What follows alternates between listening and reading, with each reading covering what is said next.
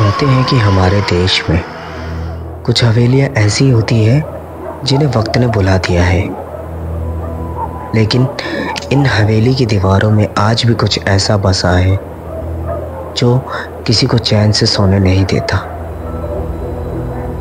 आज की कहानी एक ऐसी ही हवेली की है, एक भूली हुई हवेली जो खून से सनी हुई सच्चाई को छिपाए हुए है।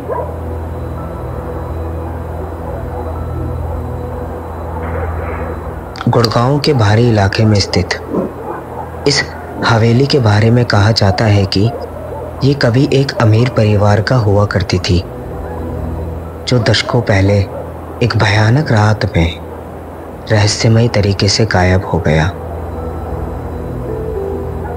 हवेली एक विशाल इमारत है, लेकिन अब ये एक खंडर बन चुकी है, जहां सिर्फ मौत की दस्तक सुनाई देती है। इसकी दीवारों पर उगी हुई बेलें और उखड़ी हुई पेंट बस इस खून से सनी कहानी का गवाह है। आदित्य, निशा और रोहन ये तीन दोस्त थे जो भूली हुई हवेली की भयानक कहानियों से मोहित थे। उनकी जिज्ञासा ने उन्हें इस हवेली की ओर खींच लिया। सूर्यास्त के बाद उन्होंने हवेली का पता लगाने का फैसला किया, बिना इस बात की परवाह किए कि आगे उनके लिए मौत का फंदा बिछा हुआ है। जब वह हवेली के जंग लगे लोहे के गेट तक पहुंचे, तो गेट की डरावनी चीख ने उन्हें रोकने का इशारा किया, लेकिन उनकी युवा बहादुरी या शायद कहे कि मूर्खता उन्हें अंदर खींच ले गई। उन्होंने गेट खोला और मानो मौत के बाड़े में प्रवेश कर लिया। हवेली के अंदर का माहौल इतना घना और घुटन भरा था कि सांस लेना भी मुश्किल हो रहा था। धूल और मकड़ियों के जाल से ढके खिड़कियों के पार से मुश्किल से कोई रोशनी अंदर ही आ पा रही थी। हर कोने में अंधेरा और सड़न की बू फैली हुई थी।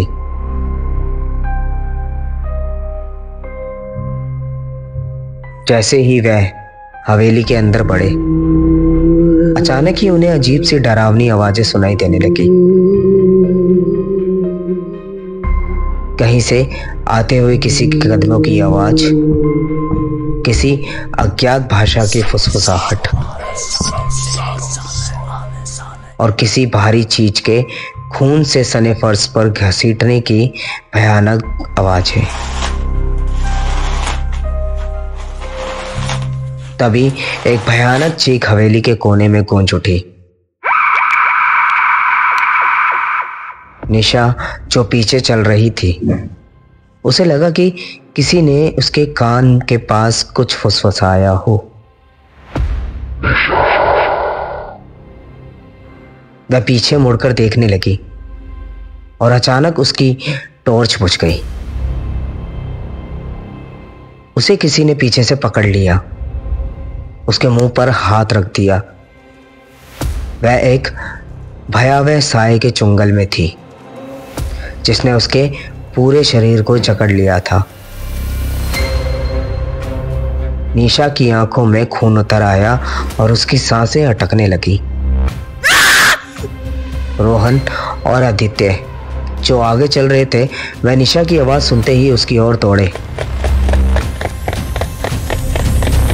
लेकिन जैसे ही वे उसके पास पहुंचे, निशा के शरीर से खून की धार फूट पड़ी। उसकी आंखें फटी रह गई और उसकी गर्दन एक अजीब और भयानक तरीके से मुड़ चुकी थी। किसी अदृश्य शक्ति ने उसे पकड़ रखा था और धीरे धीरे उसकी हड्डियां चटकने लगी। वह दर्द से तड़प रही थी, लेकिन उसकी चीखें हवेली की मोटी दीवारों से टकराकर दम तोड़ रही थी।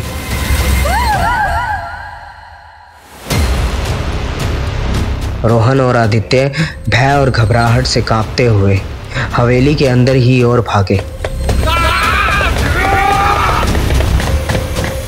लेकिन अब उनके सामने एक और भयानक दृश्य था।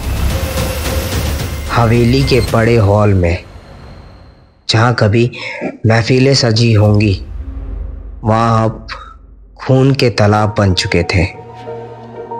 दीवारों पर खून से सनी हथेलियों के निशान थे, जो मानो मदद की गुहार लगा रहे थे।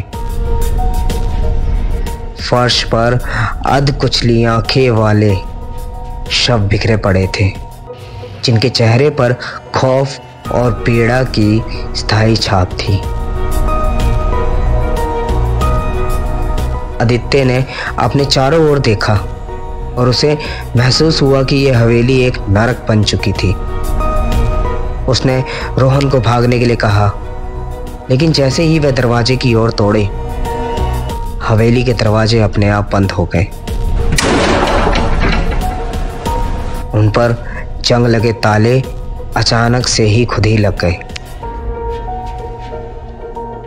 और दरवाजे के पीछे से किसी के हंसने की भयानक आवाज आने लगी।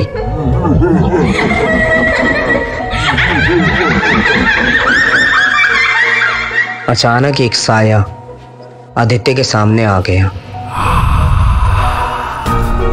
वह साया धीरे धीरे आकार लेने लगा और एक भूतिया रूप में तब्दील हो गया। ये वही अमीर परिवार था जिसे इस हवेली में क्रूरता से मारा गया था। अब वह भूत बन चुके थे और अपनी मौत का बदला लेने के लिए भूखे थे। उनके हाथों में खून से सनी तलवारें थी और उनकी आंखों में वहशीपन की चमक थी। रोहन और आदित्य ने बचने की कोशिश की, लेकिन वह उन भूतों के सामने नाकाम हो गए। रोहन का हाथ एक भूत ने पकड़ लिया और दूसरे ही पल उसका हाथ कटकर फर्श पर गिर गया। खून की एक धार पूरे हॉल में फैल गई और रोहन की दर्द भरी चीखें हवेली की दीवारों से टकराकर गूंजने लगी। आदित्य ने उसकी मदद करने की कोशिश की, लेकिन उसकी टांगे किसी अदृश्य जाल में फंस चुकी थी। वह खुद को छुड़ाने की कोशिश कर रहा था, लेकिन तभी एक और भूत ने उसकी गर्दन पर वार किया और उसकी खोपड़ी अलग होकर फर्श पर लुढ़क गई। अंततः हवेली के अंदर बस खून और मांस के टुकड़े बचे थे। आदित्य, निशा और रोहन अब हवेली का हिस्सा बन चुके थे। उनकी आत्माएं भी अब इस खौफनाक हवेली में फंस चुकी थी। वह हवेली अब पहले से भी अधिक भयानक हो गई थी और उन तीनों दोस्तों के शव उस हवेली के हॉल में हमेशा के लिए बिखरे पड़े थे।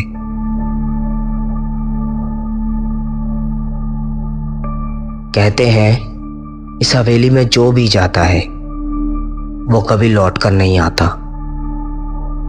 उस अमीर परिवार के भूत आज भी हवेली में भटकते हैं, अपनी मौत का बदला लेने के लिए और नए शिकार की तलाश में। कोई भी उस हवेली के पास से गुजरने की हिम्मत नहीं करता और अगर कोई गलती से वहां चला भी जाए तो वह कभी वापस नहीं लौटता। हवेली के खून से सने दरवाजे आज भी अंदर की सच्चाई को छुपाए रखते हैं और वक्त के साथ साथ और भी भयावह हो चुके हैं। ये कहानी है भूली हवेली की, जहां मौत का हर कोना आपको बुलाता है और हर दीवार में खून से सनी सच्चाई छिपी हुई है। अगर आपकी किस्मत अच्छी है तो शायद आप इस हवेली से लौट आएंगे, वरना आप भी बस एक और कहानी बनकर रह जाएंगे जो हवेली के खौफनाक इतिहास का हिस्सा बन जाएगी।